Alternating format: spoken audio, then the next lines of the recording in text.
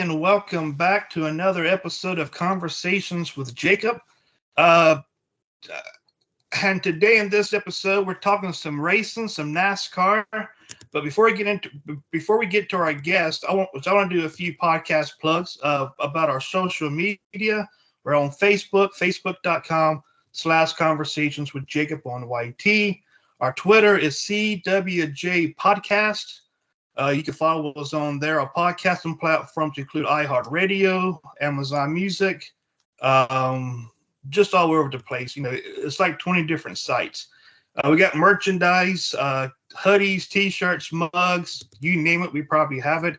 If you want to send us a question, a guest idea, or whatever you want to send us, you can send it to our mailbag, conversationswithjacob@gmail.com. Our website is conversationswithjacobpodcast.weebly.com. You can find out our upcoming episodes, past guests, and so much more. And joining me today is the 1990 NASCAR Daytona 500 winner, which he's also driven for teams like Starcom Racing. And he also raced for some other companies, including Bobby Addison Motorsports, Cale Yarborough Motorsports, and so much more. Please welcome to the podcast my guest this week, Mr. Derrike. Hey, thanks for having me on. Of course, yeah. Now, which I want to confirm something before we get into the interview. I saw this on your, I think it's on Wikipedia. They said your first race was 1982. It was at Riverside Raceway. This is correct. Yeah, it's a long time ago. Oh yeah. All right. I guess the first question would be how did you get involved in racing? Well, I come from a racing background. My father was a top fuel drag racer, a touring professional, he and his brothers, and we were out of San Diego, California. And so I had racing in my blood, as a youngster, but I really had aspirations to play professional baseball. I had worked diligently to do that and had a knee injury in college, and that kind of ended that. But my brother had started driving a stock car and was building one, and I was going through rehab and just got out of my cast and started helping him. And when I was able, I got a chance to go drive the car with him one day out at Spanaway Speedway and fell in love. And from that point on, I think I felt like that was my destiny, and I felt like that's what I wanted to do. And my father and my whole family was supportive, and I began the journey. Now, how did you join NASCAR? Did somebody approach you, giving like an offer, or and how did you join it? Well, at that time, that was in the early '80s. R.J. Reynolds, the Winston brand, obviously was in the Cup Series, and they were doing a lot of things nationwide and all the local short tracks, and they were putting money in and signage up and calling what they called the Winston Racing Series at all the local levels. And I had began in a late model sportsman car, which was very similar to a cup car, but just a little less horsepower. And I started there at Yakima Speedway and began my career, and actually won a race my rookie year in 1980 against some stiff competition. And the very next year, we were doing engines for a guy up in the Pacific Northwest called George Jefferson. He had the only Ford up there, and we were doing his engines. And he talked to my dad and said, hey, this kid looks like he's got some savvy, and I need some work on my engines. And he said, how about we do some bartering, and I'll put Derrike in the race car, and you have him do all the machine work on the engines, and I'll pay for the parts. So we jumped on that, and that relationship proved to be instrumental in my career. Now, was you around the time when the mysterious, I think it's L.W. Wright, was on the scene? Because I think he raced in Talladega. I think it was 1984. L.W. Wright. Yeah, I know of the story. Yeah. I was not there yet. I was still in the NASCAR late model sportsman division back in Washington State and running the Winston West Series. But yeah, I'm well aware of the story and all the things going on with that. And that is actually an interesting story. And a lot of the press writers were really intrigued by it all. I bet. Now, now let's move to the Daytona 500, 1990. Can you walk us through that day by going to the track and basically and how the atmosphere felt that day? Well, in 1989, I was with Jim Tester Racing, and Jim had had some heart problems and some financial difficulties with the team. And I ended up taking the sponsorship, what was left of it that year, to Bob Whitcomb Racing in '89. And at that point, we finished the year out and we had sponsorship. I put a deal together to have sponsorship from Pure Layer for another 3 years. And Bob Whitcomb was the owner. And that's when we kind of sat down, decided that we were going to find another crew chief. We found Buddy Parrott. And Buddy had been, he'd already won the Daytona 500 with Richard Petty and was quite a motivator. And we put the team together and we had a lot of high hopes to go to Daytona. And Buddy worked on this Chevy Illumina all year long, all winter long. And Robert G did the body. They prepped this thing and it was slick. And we had an engine from Keith Dorton. Randy Dorton worked for Rick Hendrick, and Keith built the engine. And that was just the start of the restrictor plate. And we went to Daytona and we had a fast car. And I knew in practice that we were going to be a factor. And lo and behold, we were. Now, of course, in the 1990 Daytona 500, how would you won because Dale Earnhardt had a flat tire on the final turn. Now, my question is, was Dale Earnhardt kind of mad at you for passing him to win a race, or what was the deal with that? Well, I'd say that was more devastation than probably mad. I think we had a fast race car. We were the only car that really could pass him and deal with him in happy hour. And I knew that morning we had a shot to win the race. And Buddy and I talked, and Buddy Parrott said, look, he said, I want you to follow Dale Earnhardt. I want you to stay in his tracks. I don't care what it is. I don't care if he walks in the bathroom, you follow him in the bathroom. He said, I want to just stay in his tracks. He said, we just take care of this race car, pedal it all day, take care of it, be at the end, and we're going to have a shot to win this thing. And that's exactly what happened. I was right there the whole day. And right towards the end, they had that last caution. We stayed out. I had used tires on. He pitted and put new tires on. So I was at a disadvantage, but I was running on his tail the whole time to the end. And I was really loose and hanging on. And I made a run to go to the bottom on the last lap. And then, of course, he was getting a flat tire and masterfully saved the car. And I drove by him. And, I think, he was more devastated because he's lost the race more times than he's won it in ways like that. But, at Rockingham, he first time I ever saw him after the Daytona 500, it was kind of like the fight at the OK Corral. He's walking down the garage. I'm walking the other way towards him. He kept staring me down, no smile, no nothing. Comes up to me and he puts his shoulder in me and he goes, congratulations, And I said, well, I appreciate it, And, we talked about it and I told him, I hope that he, had the opportunity to win it because it was really a special moment. And he said, well, you deserve it. He said, it's not the Daytona 499. And that was what he said. And, I thought it was poignant. Now, did you think that you was going to win the Daytona 500 that day? I'll be honest with you.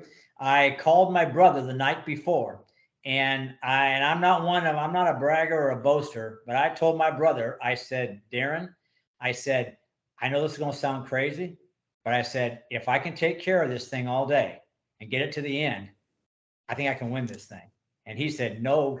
And I said, yep. And so sure enough, that morning I talked to Dave Despain. I told him we had a fast car. And I said, if I can just stay out of trouble, I said, I don't have a lot of experience. I've only been in a couple of Daytona 500s, but we have the car that can do it if I can just get it to the end. But you also won the race of that same year at Dover, didn't you? I did. Yes, I think that was maybe, kind of a moment that I think really solidified the fact that we deserved to win races, that they couldn't call Daytona a fluke anymore, and that, we won it in such dominating fashion from coming almost a lap down because they run me out of gas. And, just drove away. I mean, ran down Rusty Wallace, left Mark Martin, left Kenny Schrader. And, we just were a dominant force. And I think that solidified the fact that we were not a one-hit wonder. We deserved to be a winner in the Cup Series, and we won multiple races. And I think it really did a lot for my career, and really ultimately provided me as a stable fixture in the sport. Yeah. Now, do you get any Dale Earnhardt stories? Dale Earnhardt stories? I don't really have any personal. Well, I can tell you one. Recently, of course, the All-Star race was just at Wilkesboro, North Wilkesboro, right? Yeah. And I had two of the biggest fights and two of the biggest altercations at Wilkesboro. One with Ricky Rudd, where we got into a fight, and the second was with Dale Earnhardt when he was trying to wreck me. And I don't know, he was trying to wreck me, tried to spin me out. I saved it. I caught him and I hit him and turned him sideways. And then he come back, tried to hit me again. And then I know Childress was talking to my crew chief, Buddy Parrott, told me, he said, tell Derrike to knock it off, And I told my crew chief, Buddy, you go tell Childress to go F himself. I said, he's the one trying to win a championship. And I said, I'll tear the roof off this thing. And after the race, Earnhardt come over, knelt down by my car and apologized. And I said, look, you're trying to win a championship. And I said, if you want to mess with me, you just have at it. I said, it'll be your demise, not win a championship. And I didn't run a lick of trouble out of Dale after that. There you go. Now, speaking of North Wilkesboro, and what is your thoughts of them reopening the track for the All-Star race? What did I think about it? Yeah. I thought it was, I thought it was a great opportunity to go back in time. I think for a lot of the race fans, and I think a lot of the drivers. I think if you put things in perspective, that was 1996 that we ran the last race there. And, a lot of these drivers today, some of them were maybe, I think like Austin Dillon was 6. I don't think Byron was born yet. And, I think, a couple of other guys are probably 2 to 3 years old. So I think they really didn't know what racing was like. They didn't know what North Wilkesboro was all about. And it gave them an opportunity to go back and, see tradition and see a racetrack, how it was then in 1996, in a very early age of them. So I thought it was unique from a lot of perspectives. Now, do you think that they will ever go back to the Rock, which is Rockingham Speedway? I would hope so. I miss the Rock. I really loved racing at Rockingham. I loved the area and the people down there. I thought it was a very difficult racetrack, and I thought it really tested both car and driver. And, it really was a place that, I've always been a traditionalist, and I've always liked, keeping the races that I grew up watching and wanting to race at. And to have them go away, I thought it was sad. So I'm hopeful that maybe that they'll look at this and maybe revive a all-star race or something else at the Rock again, and we'll all get a chance to watch it again and go back. Now, here might be a tough question, and again, it may not, but do you get any influencers that kind of influenced you to race? Well, I think my father certainly was, the biggest influence in my life, because he had been, at the highest level of NHRA drag racing, won Division 6, run the twin motor top gas division, driven top fuel cars, and was building engines for the Winston Cup cars. And, he was really the motivating factor, really, to try to set the path forward. But Bobby Allison came out and drove my car one race in Portland, and won the race, and really spent time with me, talked to me about the car and what the difficulties I was having with the car, maybe some reasoning why. And it was kind of ironic that, I would end up driving for Bobby at some point in my career as well. And I think if there was one person that I really enjoyed knowing and had a lot of respect for, it was Bobby Allison. All right. Now, do you got a favorite track that you like racing at? Yeah, obviously I'm partial to the super speedways. I really love Daytona and Talladega.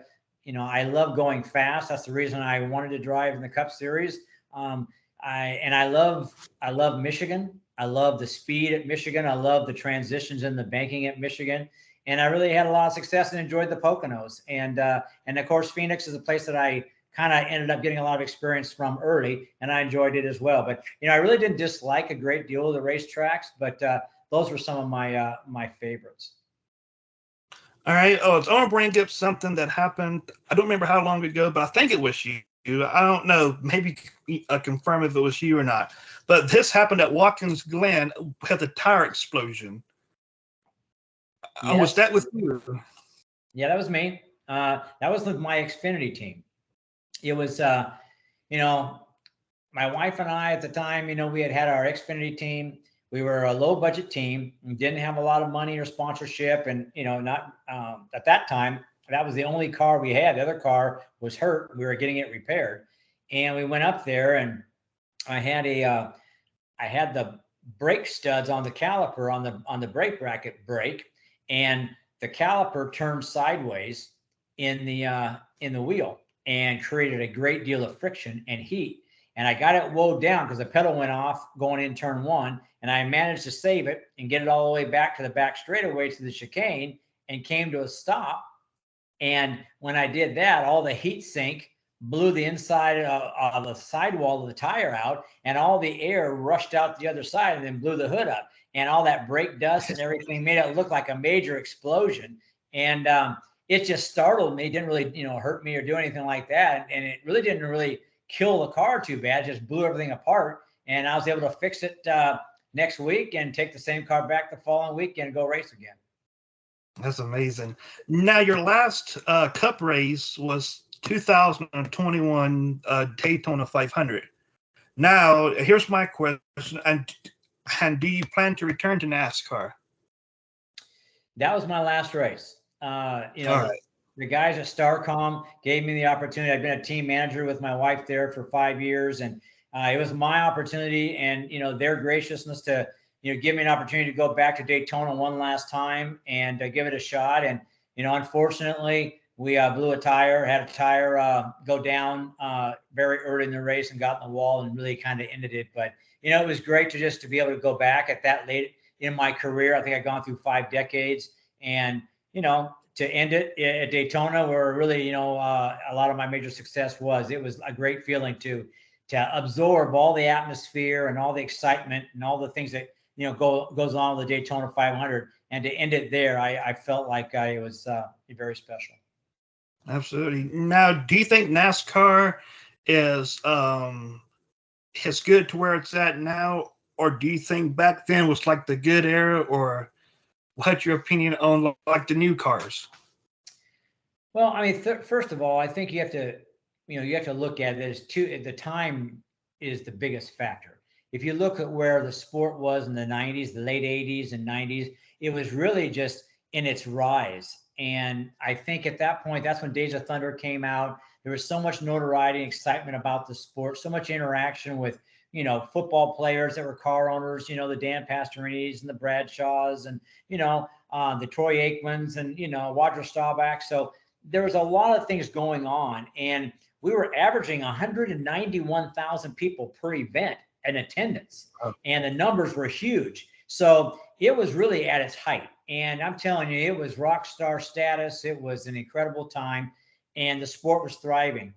And I think the world just changed, the way that you view things now with all the phones. I mean, we didn't have cell phones when I won the Daytona 500. So, the world just changed, and how people view the races and access the races has changed. And I think, everything, there's just so much more to do. And I think people have, other options. And I think maybe its luster has changed. But, with regard to your question about the new car, I mean, I certainly know of it. We built one at Starcom before we sold to Michael Jordan and Denny Hamlin. And I understand the car. I saw the pitfalls, and I had questions about it. And, it was a pretty stiff and rigid car. And, they made some major mistakes in the process, and they didn't really do a lot of testing on the car as far as the crash, a crashing of it and how hard it was going to be to have the energy not go to the driver. And I think that's the biggest detriment to the car right now. But they're making inroads. The racing's getting better. I thought the racing this weekend at Charlotte was great,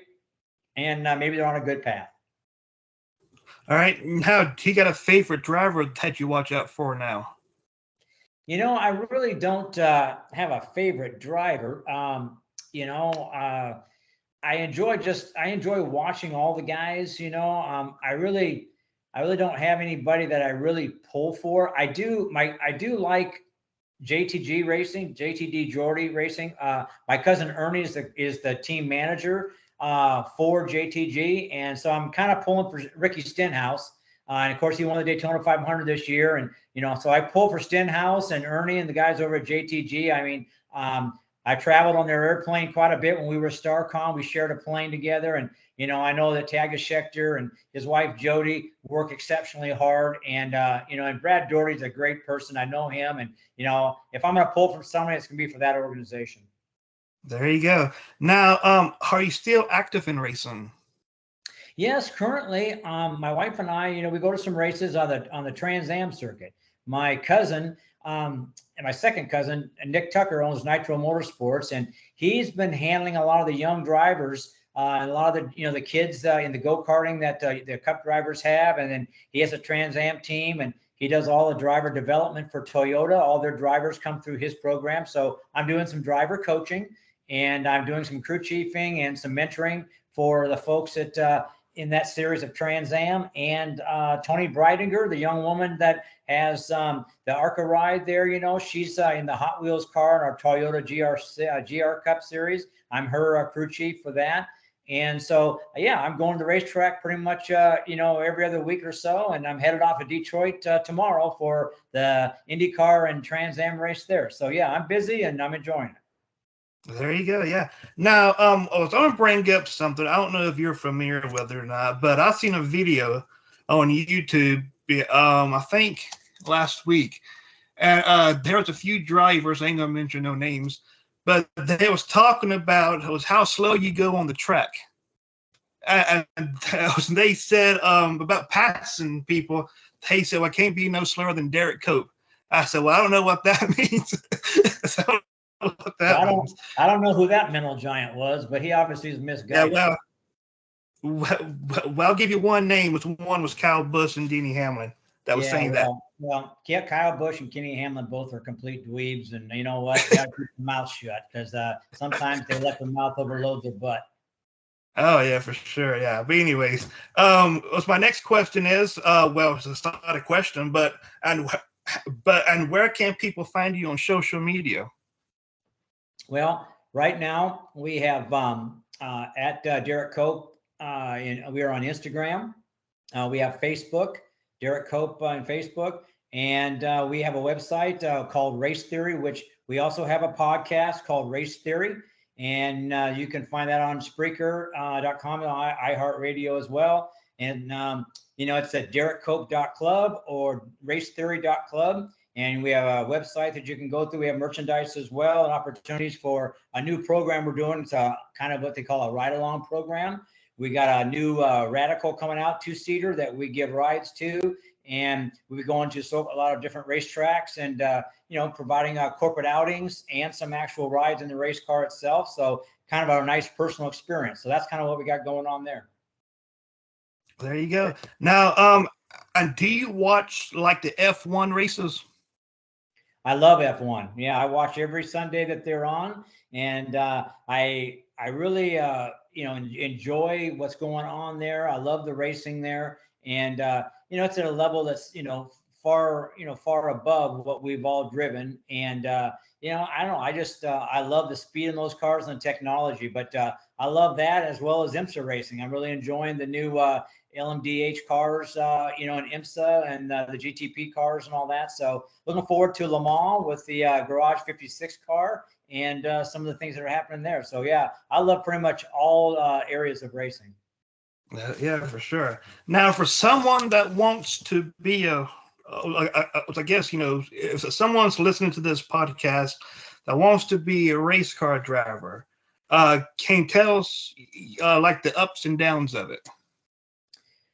Well, certainly, I think in this day and age, it's a lot more difficult to make it to the highest echelon of racing.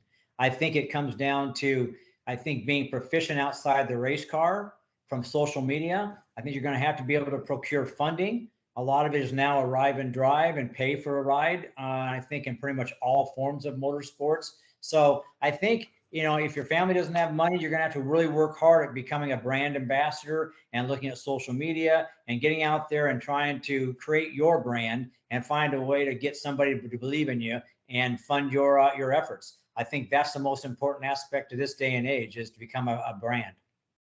Yeah, and since you're a NASCAR driver and also owner, how hard is it to get sponsorships?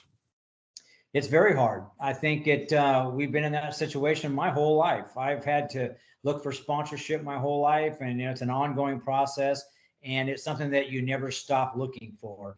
And I think at an early age, I think for the youth, they really need to be able to, be approachable. I think they need to be able to go out and, try to procure sponsorship themselves, be engaging, and get out there and try to make somebody believe in you. And right now, finding sponsorship is difficult, because if you look at the return on investment, it's a lot more difficult to quantify the return of the money spent by these companies, because the television is changing. They're talking about a lot of streaming. We don't really know what the new television packages are like. We're kind of going backwards, regressing in the television coverage side. So it's a lot harder to find companies spending money, except on social media. So you're going to have to be an expert there. How about that? All right, now, I think I've done. I think I've asked all the questions that I can ask. So, Derrike, I want to thank you for coming on the podcast this week to talk about NASCAR and all things racing. So I want to thank you for coming on. Yeah, well, it's my pleasure. I appreciate the opportunity, and I wish you continued success. Oh yeah, thank you. All right, this is the end of this podcast. Tune in next week as I'm joined by Chris Myers from Fox Sports, and he's covered NASCAR, football, and all of that. So until then, be safe. We'll catch you right here on Conversations with